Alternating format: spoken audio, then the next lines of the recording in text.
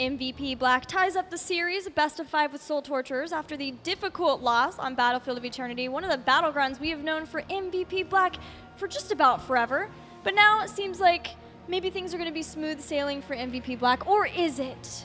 I mean, I feel like there's no level of studying Heroes of the Storm that's going to be able to help you answer that question. Just go ahead, pull out your wallet, your pocket, you know, grab a coin, give her the old flip, and that's going to be the odds here into the next game. I mean, I wanted to say that I feel like MVP Black will be able to restore it and just dominate throughout this, but I mean, I'm not convinced. You always kind of wonder, when you look at teams that have championship metal about them, you always wonder, when are they going to flip that switch? It's always that thing, is that they have the talent, they have it within them, but are they able to just say, all right, we had a bad game, we flip the switch and we turn it on, and then we become the dominant team that we know that we can be? After going 21-3 in your own region, especially in Korea, you'd think that you'd have a little bit better performance thus far. Yeah, even a team that has the best mental capacity, once you start winning for a long time, can struggle with that. It's something that we've talked to Fnatic about before, and how their loss to Playing Ducks at the end of the league was able to help them kind of redefine what it means to be a champion and still how they approach their opponents, even if everyone else is saying their opponents are lesser skilled than them. But we are ready for game number 3 in the draft. The Battleground pool, once again, is up, and our game 3 will take place on Tomb. Same, you know, conversation point about Soul Torturers taking us to Infernal Shrines holds true with MVP Black taking us to Tomb of the Spider Queen, but it's slightly changed in the fact that we just saw that MVP Black is comfortable going into the Ariel traditional double support, and this is the map style that it's really going to be more dominant on. So I don't expect Ariel making it through this draft. I think she'll just be flat banned right out the gates. And specifically on the side of MVP Black, I expect that to happen, but we'll see. Yeah, if Soul Torturers feels like it is the... they are the first pick team, so they would ideally love to get her. That means that they can leave her as the banned to the second pick team. They will instead take out Tassadar, a hero that has been enabling a lot. Tassadar has such an interesting win rate when you look at this event and the Chinese and Korean metas compared to how he ended at the Western Clash. Very low at the Western Clash, but coming into this really high in both China and Korea. The thing about Tassadar is that if you look at the hero pools of Rich and you look at the hero pools of Sake, more than half their games, they've each shared a hero pool of about 2. Tassadar and Falstad, and then we saw a lot of Malthael and Illidan for Genji, for Rich, but in return, we finally have the follow-up CC we've expected for Stitches. There is at least going to be a Strangling Vines to be able to deal with the double support here on the side of Soul Torturers, and even though Stitches, this is one of his better maps, one of the things to often consider that I feel like is kind of neglected when looking at the double support meta is Stitches stands out into double support because he's also one of the few that can actually kill it. He can get the hook and get the insta burst onto one of those targets and make it happen. And also double support wants long sustaining fights, meaning the odds of you having a 2-hook cycle, which is going to be that 32 seconds, is at least an option, which it traditionally wouldn't be without that. We saw the Tyrael last game, and sometimes, you know, you've got that Stitches hook, you need somebody to, 1, dive in with you, and 2, add that layer of protection, and Tyrael's one of those heroes that can do that. I don't know if it's too early in the draft to commit to that double Angel draft, but I feel like that has to be something to be considered for this draft. I wouldn't mind just the Uther and then whatever else. Vala? Okay, Vala over the Lunara is... You know, it's going to help them a little bit into the early game. Having the mobility to be able to dodge the hook also is going to be nice, not having to use maybe a leaping strike if somehow you have the freak case where you're dodging a hook and have the option to use it. So I don't totally dislike that, and now having the double support. My biggest fear is, do we see Soul Torturers actually do what this composition does best? Because even when we see a lot of, you know, the Eastern teams taking it, it's not like they're getting enough out of it in the early game, especially when looking towards China. Granted, you know, Soul Torturers coming out of the Taiwanese region, they have shown to be more competent with macro play than some of the other teams. Yeah, and they have been, at least in game number 1 especially, bringing out the aggression early on in this series even versus MVP Black. It didn't happen as much versus SPT. In fact, they lost the early game versus SPT, but they seem to have a good idea and understanding of what they need to do in this series if they're actually going to be able to take games off of MVP Black. After that last game, Soul Torturers, you know, if we look at MVP Black traditionally, I like the Tyrael ban there, but I think traditionally you're going to look at potentially a Greymane or after that last game, a Cassia. that's going to be on the side of MVP Black, and you got to decide, are you willing to ban out one to deal with the other, or do you just let it pass through and find another target? And that's what they do, and they try and target the Medivh on Rich. So in the realm of general Rich picks that we know, Medivh is gone. Illidan's still up. Don't see as much Illidan play on Tomb, but he seems to be fine with running it just about anywhere. Malthael we've seen once from him, and then otherwise a lot of shying away from that hero because of the nerfs. Why are you giggling over there? I don't mind the idea of going into the Malthael here for Black, but if they do so, I would like them to... I want to say I would like to see them hold off, but at this point, I don't know if that's going to gain them an advantage with how uncharacteristic I feel like they've not only performed, but also their drafting is at this point in time. I feel less confident kind of claiming the direction they can move and where there could be a hole. They do go for the Gul'dan to try and make up for the 4-man with the Wave Clear, and they've also got Greymane, who should be a really great follow-up to the Stitches hook. It's a good follow-up, and after seeing Rich on Arthas last game, we got to start looking at potentially the solo laner. Greymane can fit that role, but if we're talking about early game kill potential between the Gul'dan and Greymane to follow up on the Stitches, generally you're going to keep that in the 4-man, as you said, unless we see more of the 2-1-2 split that we saw earlier. But Rich's hero is going to be something that I want to keep an eye on for that last pick, and it's definitely something that we've seen them prioritize the last 2 drafts, is to let that be the last pick and try and counter what Soul Torturers is trying to do. Which is a very Soul Torturers thing to do, actually. When I was looking at their drafts in the regional prior to coming into this event, they loved to leave the melee until the end so that they could make sure that they were getting a hero that could deal with the 1v1 appropriately, the solo lane. Last 2 picks, looking for a warrior, and then some other kind of, probably melee, Murden and Dahaka.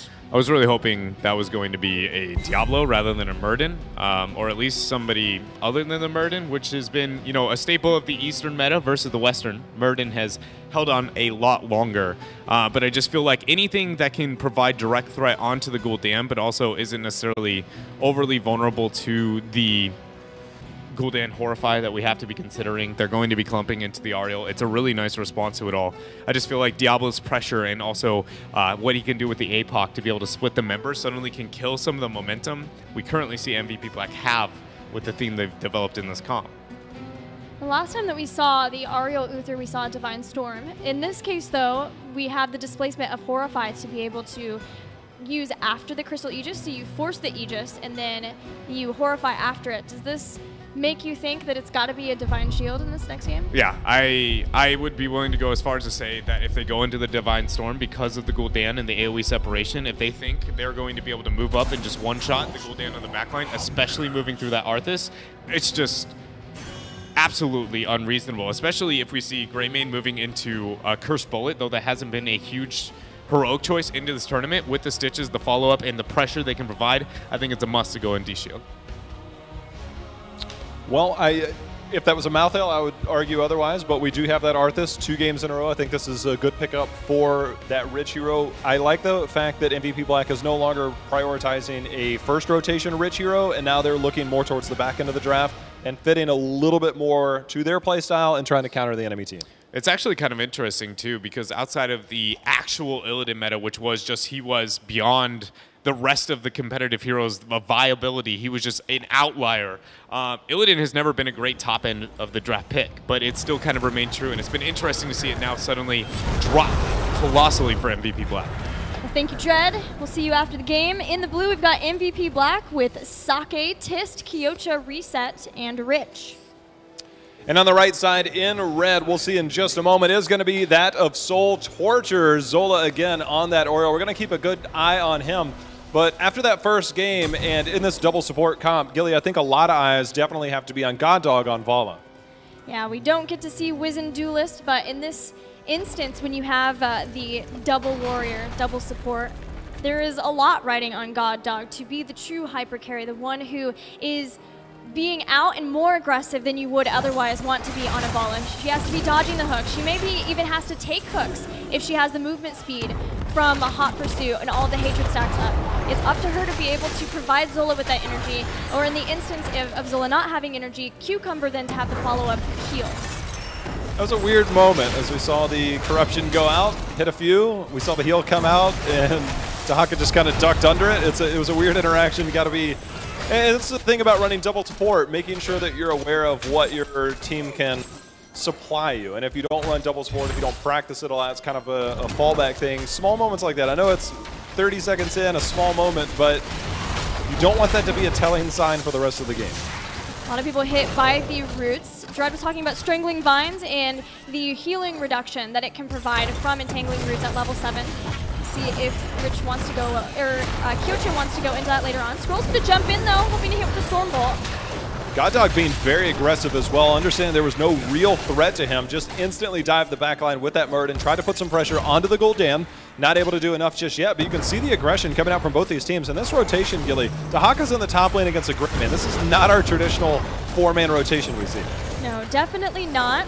It does allow a lot of fluidity in the rotations, and it makes sure that another follow-up for hooks is along generally with the Stitches and having Rich there with Tis. But the roots, as always, are going to be there to follow up, and in this instance, just very fluid rotations back and forth from MVP Black, making sure that they can have a lot of pressure both in the bottom and in the top, wherever Soul Torturers are not responding. Are you the least bit surprised as we see Reset going in there that we don't see Arthas in that solo? Because it's good that you can land the hook, the roots, but your kill potential lies in Greymane. You don't see that. We're seeing Q build from Gul'dan. That just makes it bigger. It doesn't make it stronger. And so if you're not looking for that early game kill potential, perhaps you're just playing the map, playing the rotation, trying to control the lanes. Yeah, it does seem like there is more of a focus from MVP in those early game hooks, in the chain crowd control that they have. But also, they have so much wave clear, and they have a lot of different wave clear heroes that MVP Black, as long as they're constantly pushing the lanes, can start trying to drain the ammo on the towers and get more of a control over the rotation game so that they can start looking toward the turning points. Well, the rotation's obviously changing up here just a little bit, but Tahaka continues to remain in the top. And Tahaka obviously having that superior wave clear. Obviously just, he's going to stay up there until somebody forces him out. And I don't think that MVP Black has that option. To see how Reset was even willing to hold on to the wave, because they really don't want the towers to be drained. They understand that that is a huge factor of Tomb of the Spider Queen. MVP Black always, since getting Rich, it feels like they have been always thinking multiple minutes ahead of the game. And so they're already looking toward the damage that they can deal with their first Web Weaver. Well, both teams willing to early commit to kind of this slow grind style that we're seeing right now. Play around the gems, but Gilly, both teams now have enough gems, one more here for Soul Torturers to pick up, but both teams conceivably have enough gems to try and get the ball rolling here for the Web Weavers. Yeah, we generally see the first turn-in phase somewhere around the level 7 mark for the team, but it can fluctuate quite a bit depending on how good of scholars each side has. And there are some important ones on either side. With Elun's Grace, Malfurion is going to be huge for MVP Black and Kyocha being able to stall those out. You know, one thing I think inevitably we'll get to the late game here unless something just blows up, but I really want to consider what Goddog's going to pick at 16. Potentially go into something that does that percentage-based damage. When you look at the high health pool of Stitches and the built-in armor of Arthas, right now it just seems like they're willing to sit there and let Goddog poke away on Vala because it's not a real threat early game. And if we saw that Manticore that you were alluding to, do you think that maybe we'd even see something as far as Ariel getting Will of Heaven for the attack speed? It could potentially be there, and it's something that we've seen a lot based around these double support comps that have Ariel give that extra attack speed, build up that hope a little bit quicker, and put out more percentage damage a little bit quicker. We now have the first Web Weaver phase, and it is MVP Black's. They're getting the fruits of their labor and controlling the rotations in the early game so far, and no kills from either side. Like you said, both have been more patient this game than trying to be very aggressive like we've seen in the last two. Gilly, you talked about MVP Black kind of holding on to that minion wave so it didn't eat up all that ammo, but they significant wave clear that Gul'dan and team brings. You can see that middle lane and the top lane in particular now almost eaten up, but that middle lane had almost none as Reset. He's going to go ahead and use that disengage to get away. Goddog not able to follow up as the roots come in, and now they're looking to re-engage, but nice detainment strike there. Man, there was a frustration with Howling, or the Hungering Arrow, and now Dahaka goes down. Greymane eventually does drop, but a hook's going to land on Zola. He has the full energy, will heal himself back up, but the roots catch him from Kyoto. Perfect roots to make sure that MVP Black walk away with 3 kills to the 1 of their Greymane. Wow, they just opened that up instantly. We did see the Hand of Protection picked up by Uther. It was used a half second too late as that hook did land. But as you can see right now, MVP Black went from, hey, look, we're even. We're going to get this Web Weaver phase. We're going to get a fort. We're going to open things up and take level and a half lead. That's when it starts to get into snowball territory when you talk about hitting that level 10. Yeah, sometimes it's really hard to convey how much what MVP Black did in the early game, how much they're going to get from it once they get a Web Weaver phase. Because now you look at the lanes, when all is said and done with those 50 gems, MVP Black are looking at heroic abilities a level and a half ahead of Soul Torturers. They took out 1 fort, which is not always possible when you get the first Web Weavers. A lot of times you're just looking at towers in front of forts, and they've all but taken out the other 2 forts too. When we talk about a potential snowball situation, this is the type of situation we are talking about. It's a scary prospect as they're looking to pick up as many gems as possible. They need another 11 picked up from those waves. In the meantime, you can see Rich turning in what he's got. But Gilly, the Murden build on the side of Soul Torturers, very offense-oriented, going into the stacking quest at 1, but then Skullcracker at 7 to try and get some of those stuns, and you gotta wonder where that fits with their playstyle. Is it just for that frontline control? Because this isn't a dive comp, and if you're trying to get onto the Malfurion, trying to get onto the Gul'dan, you're going to find a very difficult time when you see the rest of the team is full ranged behind you. Yeah, Jay, how do you think that's more about making sure with Perfect Storm that they're still building a little bit what they can into damage, knowing that they are a double warrior, double support team? Typically you see some adjustments in builds to allot for adding the damage to fights? You do, but when it's your main tank, that main damage dealer, or excuse me, the main frontliner, yes, you can get that extra healing at 15, and yes, it can kind of supplement that, but it's kind of a double-edged sword. Are you willing to give up a little bit of that extra control? Willing to give up that extra potential thunderclap that you can get with the reset from Ironforge momentum, things like that? Well, we're going to see, but level 10 Gilly has been picked up here for Soul Torturers. We got ourselves a new game. And they have their heroic abilities. It is Divine Shield this time, as well as Strafe, still to make sure that you can add the extra healing. Twilight Dream connects, but not before Gul'dan goes down. Gul'dan goes down, but Goddog went down as well. That is your battery, that is your damage dealer, and Tist walking away with Zola as he walked to the other side, eating those tower shots, forcing out the Divine Shield, and they're continuing to look for that pick, and that is going to be Zola going down as well, and Cucumber seems to be the next to follow. Oh, 27 gems were just depleted from Cucumber from the stores of Soul Torturers, and now Bowie will be the next to be brought down, limiting the gems even more for Soul Torturers. And MVP Black with those kills, the ability for them to be able to turn that fight around and are walking away with this. Now they've got level 13. They're going to start with their next turn in. They're going to get that turn in indeed, and we already saw the pressure they were able to put on in the early push, and they're going to be able to put on even more. Gul'dan has finished his level 1, allows him that little bit safer poke. On the same coin, Arthas pretty much finished with his. He's got 1 more route. So the engagement control that we see from this team pretty heavily, whether we talk about Arthas, whether we talk about the hook from Stitches, there's a lot to be feared, and also to be feared is the level 13 picked up as well. There's level 13. Still waiting to see what Gul'dan gets. If he wants to get spell armor. It's all your ability to take care of yourself, right? Self-sustainability here. Potentially a health stone as well for a self-heal. But as heroic abilities tick down the cooldowns for MVP Black, they can get even more and more aggressive with these Web Weavers that have already pushed up toward the keep structures of Soul Torturers. What do Soul Torturers need to do at this point? They need to try and hold on to this keep, but it's looking more and more difficult as you just see Sake throwing out Qs, throwing out E's. It's like, here, have some flames, have some corruption. Scroll trying to get on that backside. This is the part I was talking about. He's isolating himself on that backside, and Zola getting that energy from Goddog so far, allowing out. Creating space for Goddog to take out the Web Weaver, but eventually goes down. Now Zola has to use Crystal Aegis on herself, but comes out to the roots of Kyocha.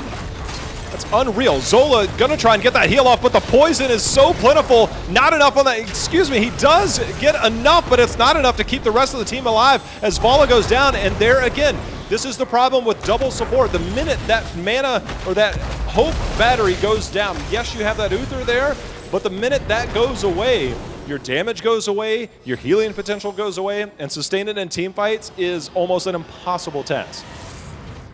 ST do keep the keep alive for They're now. lucky. They do. They have kept it alive. They are absolutely, without a doubt, down and out in this game, but they have not lost it just yet. MVP Black have a lot of gems at their disposal. Soul Torturers now have to start the slow climb back. They're going to get an opportunity here as they hit 13. But MVP Black know that ST will be searching for that opportunity. And one way to counter that, Gilly, you can give up a little to get a little in return. There's sometimes people are like, you can't let them turn in, you can't let them turn in. Well, if I've got Siege Giants pushing in the bottom and a Night Camp pushing in middle, I'm more than happy to say that, you know what, go ahead and turn in. We're not going to risk taking a 15 to 13 fight. We'll play the 16 game. You either turn in and you're going to have a significantly less strong push, or you're going to wait till 16 and we're going to regain control of the map. MVP Black making the right calls. What do you think about this? Okay, I'm glad that we see actually Dahaka coming back in. Horrify is used very early on in this fight. God Dog is still being able to stay safe and try to bring out that damage for Zola. But again, God Dog gets hit by a hook. Crystal Aegis is forced. Crystal Aegis perfect there, and now we see the strafe in return trying to put out the damage, but Scroll very deep right there. You can see he's getting those mini stuns as much as he can, but Cucumber is going to fall on Uther. He's going to supply the heals in the meantime. They're going to try and turn around the damage, and Greymane somehow staying alive for the meantime and reset. It's still alive, Gilly. Sake has been untouched. Hook connects, and the final member of ST falls. Sake was untouched that whole fight, just constantly shelling out the Fell Flames over and over again, while Rich sat on a lot of the members because ST wrapped around in a sort of choke position, and ST were faced in such a difficult spot in that fight because of it. I'll say that Soul Tortures, that Crystal Aegis was perfect. The problem is there was just so much else that MVP Black did right. So Soul Tortures, by all means, did not lose that fight so decisively that they just should tuck their tail and run.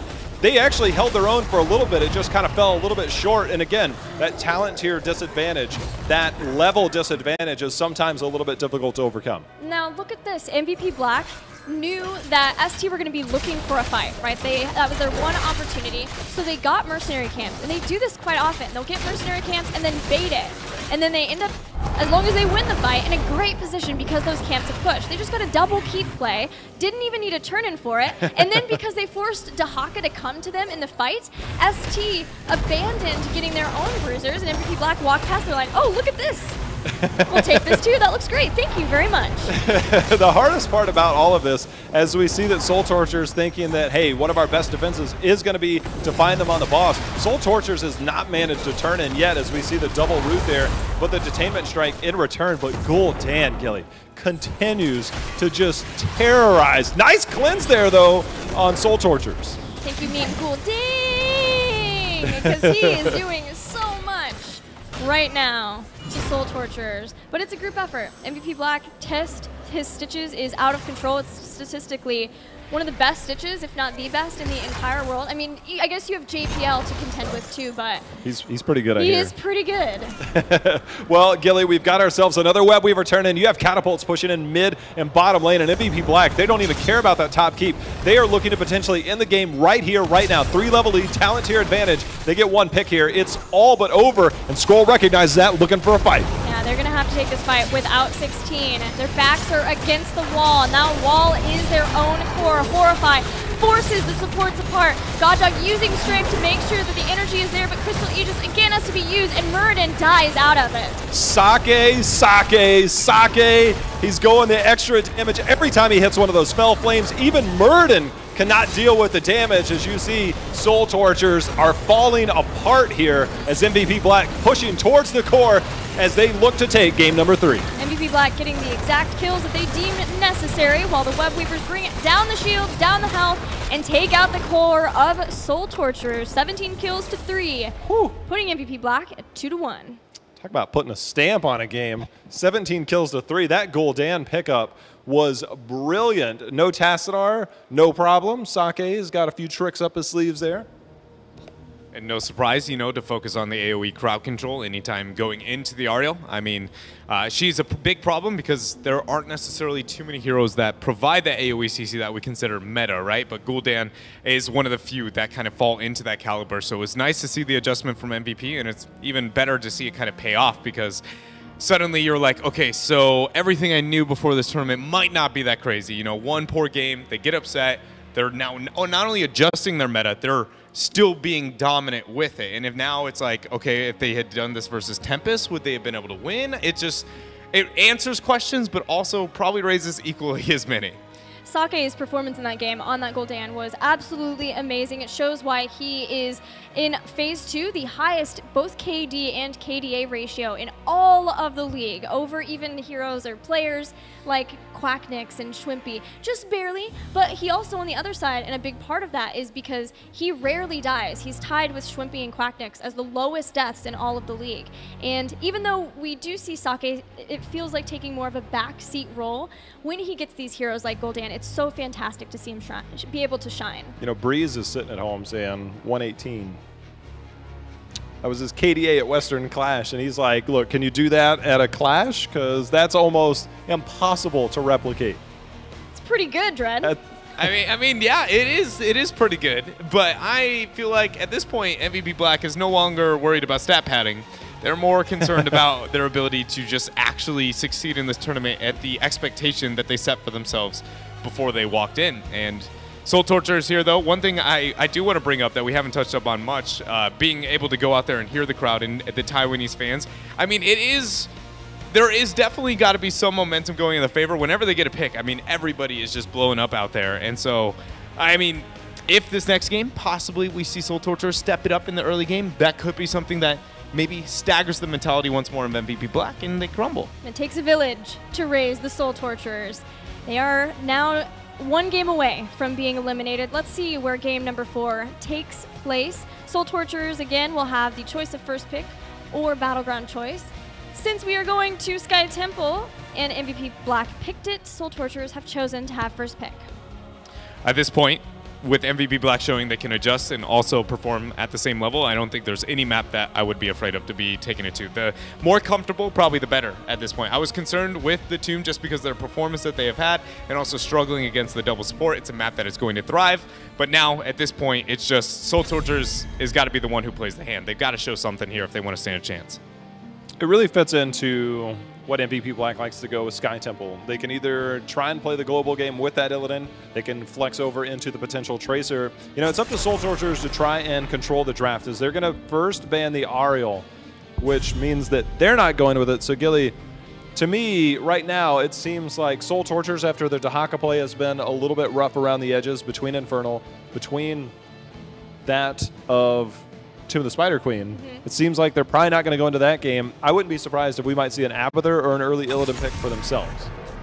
Or there's no Illidan available. Unfortunately for that, it does mean that Genji is still up if this is... I want them to take it. I think it's very important for Soul Torturers to take the Genji. It's a map that it complements. I always focus on the skirmishing and the dependency of being able to get team fights on a map like Sky Temple. They move into the Stitches, though, which has been a very highly contested hero throughout the tournament. So it's no surprise to see them get it. But again, is it worth the trade-off versus the Genji?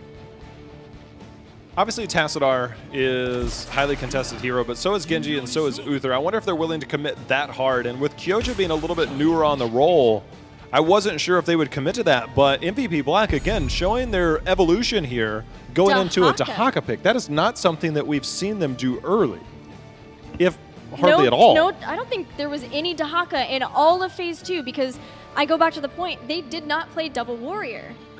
Because Rich says, I don't want to play Warrior. I want to play everything else that kills people. What do you think about that, Dred? I think it's one of the best things they can do, not only for this tournament, but maybe for their team moving forward. If I've talked about the Korean teams and cross compared to the North American scene, I would argue if you look at, for instance, Glorong as a player in his early career, how long it kind of took him to finally get into a position to where it no longer is the, I'm going to run the heroes that are always going to kill the things, team get on my backpack, we're ready to go. It seems like Rich maybe right now is kind of accepting that that isn't always the meta, and when it's not, you can't force a meta. It's meta for a reason. It is the most forgiving approach. And right now, they need it without being that much better in execution than their opponent with these high-risk comps they had before. Yeah.